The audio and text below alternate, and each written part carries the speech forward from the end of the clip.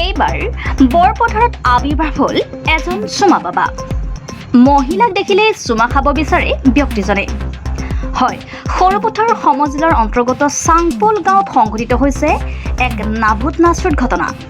ব্যক্তিজনৰ নাম সুনীল ওৰাং।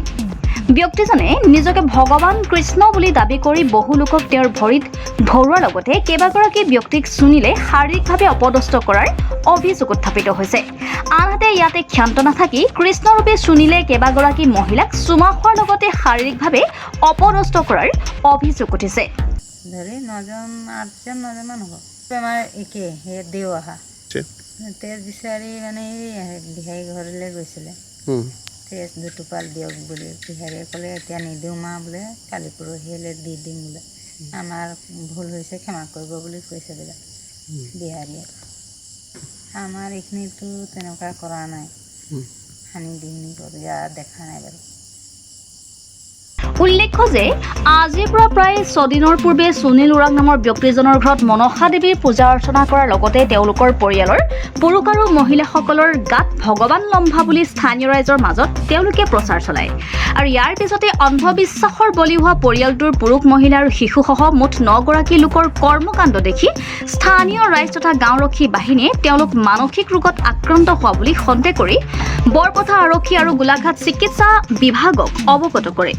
আৰু আমি গম পালোঁ যে এই চাংপোল গাঁৱতে প্ৰায় 8-9 গৰাকী মানে ব্যক্তি মানে অন্ধবিশ্বাসৰ বলি বুলিয়ে আমি ক'ব বিচাৰিছোঁ। তেখেতসকলে 6-7 দিনমান হৈ গ'ল তেওঁলোকে খোৱা বোৱা কৰা নাই আৰু কিবা অন্ধবিশ্বাসৰ বলি হৈ তেওঁলোকে মানে ভ্ৰম বকি থকা আমি এই গাঁৱৰ পৰা আমি গম পালোঁ, খবৰ পালোঁ। তো আমি আজি আহি ইয়াত তদন্ত কৰিলোঁ, দেখিছোঁ ব্যক্তিসকলক মানে আমাৰ অলপ 1 ঘণ্টামানৰ আগত তেখেতসকলক হস্পিটেললৈ প্ৰেৰণ কৰা হৈছে। তেখেত চিকিৎসাৰ উন্নত চিকিৎসাৰ বাবে তেখেতসকলক ইয়াৰ প্ৰেৰণ কৰা হৈছে। আৰু পৰৱৰ্তী সময়ত আমি বাকী কেইগৰাকী ব্যক্তি মানে নিৰুদ্দেশ হৈ আছে, তেখেতসকলক আমি বিচাৰি মানে তেখেতসকলৰ মানে চিকিৎসাৰ ব্যৱস্থা কৰি দিবৰ বাবে আমি বিভাগীয় কৰ্তৃপক্ষক আমি জনাম। আৰু ইয়াৰ পিছতে আজি বৰপথাৰ আৰক্ষী সহযোগত চিকিৎসা বিভাগৰ লোকে পৰিয়ালটোৰ মহিলা আৰু শিশুসহ মুঠ 9 গৰাকী লোকক উন্নত চিকিৎসাৰ বাবে গোলাঘাট চিকিৎসালয়লৈ প্ৰেৰণ কৰে। বৰ্তমানে ঘটনাস্থলীত আছাৰ এটা সজাতি দল পৰিস্থিতি বুজ লোৱাৰ লগতে ঘটনাটোৰ এক উচিত তদন্তৰ দাবী কৰিছে। আনহাতে এই সমগ্ৰ ঘটনাৰ সম্পৰ্কে গোলাঘাটৰ শ্বহীদ কুশলকৰ অসামৰিক চিকিৎসালয়ৰ চিকিৎসক ডক্টৰ ভাস্কৰ খেৰিয়াই কয় যে এয়া এক মানসিক ৰোগ আৰু বৰ্তমান তেওঁলোকক প্ৰাথমিক চিকিৎসা প্ৰদান কৰা হৈছে। ধনশিৰ মহকুমাৰ পৰা গকুল দত্তৰ সহযোগত গোলাঘাটৰ পৰা চন্দন কৰ্মকাৰ ৰিপৰ্টাৰ লাইভ অসম। মানসিক ধৰণৰ এটা বেমাৰ হৈছে তেওঁলোকে দেৱী লাগিছে বুলি কৈছে, কিন্তু আমাৰ ফালৰ পৰা দেখি প্ৰাথমিক চিকিৎসা আমি দিছোঁ। আশা কৰোঁ কি কালি পৰহিলৈকে আমি ঠিককৈ সুস্থ কৰি পঠিয়াই দিম। আমি আমাৰ চাইকেট্ৰি ডক্টৰক মাতিছোঁ, তেওঁ আহি পেলাই আগন্তুক আৰু কি ট্ৰিটমেণ্ট লাগে কৰিব।